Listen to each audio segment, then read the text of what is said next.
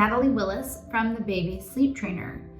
I want to talk about how to wean your baby from their overnight feedings and when to know how to do it. So let's reverse those and let's talk about when to wean your baby. So the first person you should be discussing this question with is your pediatrician.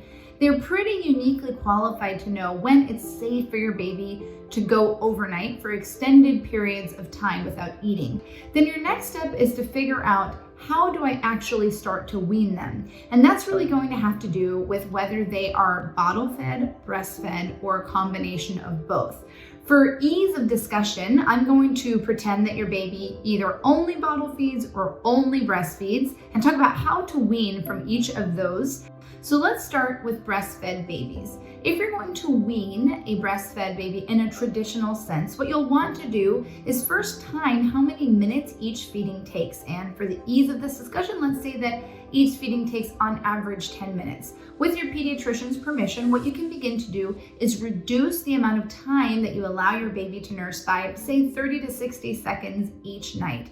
Reducing, of course, that time night over night until you're finally down to no time nursing at all. If you're bottle feeding your baby and you're trying to wean them in the same type of traditional way, then you're going to reduce half an ounce to an ounce per however many feedings you're trying to reduce overnight. So I would say that that's the more traditional way to wean your baby. Now, there's also the cold turkey method, and believe it or not, that's actually the one that I think in my extensive experience working with babies tends to be a lot more humane. It seems more emotionally and mentally palatable for parents to do the first method I talked about, which is to, slowly reduce the time or amount that your baby is eating.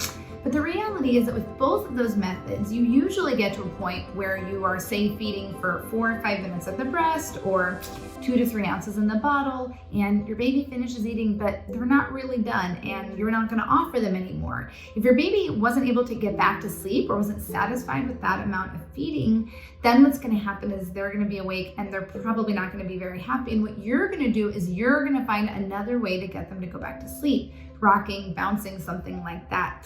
So yes, you will eventually have weaned them off their feeding, but unfortunately, you're far more likely to have replaced that feeding with another sleep association.